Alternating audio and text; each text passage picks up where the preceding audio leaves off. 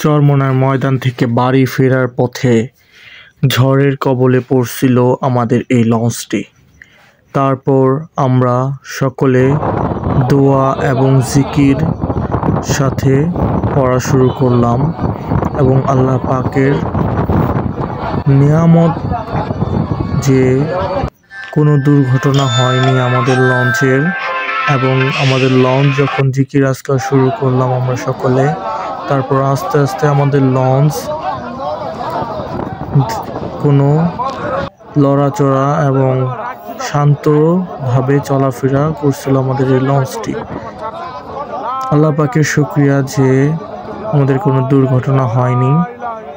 তো ইনশাআল্লাহ আপনাদের দোয়ায় চরমোনার মাহফিলে গিয়েছি এবং যাব ইনশাআল্লাহ। প্রতি বছর আপনি সকলে দোয়া করবেন যাতে প্রতি বছর আমি এই চরমোনার মাহফিলে যেতে পারি।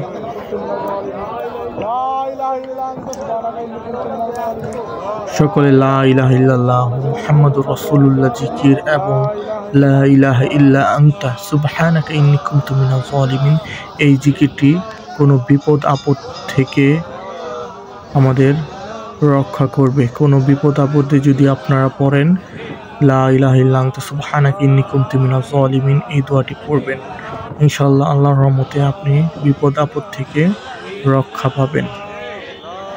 কিছুক্ষণের মধ্যে আমাদের লঞ্চ আমাদের বাড়ির কাছাকাছি এসে পড়বে।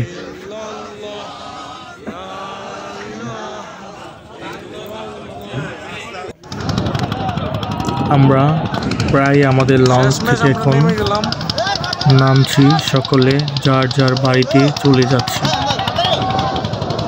চরমোনার ময়দান থেকে বাসায় আসার পর নিজের কাছে লাগে অনেক খালি খালি লাগে।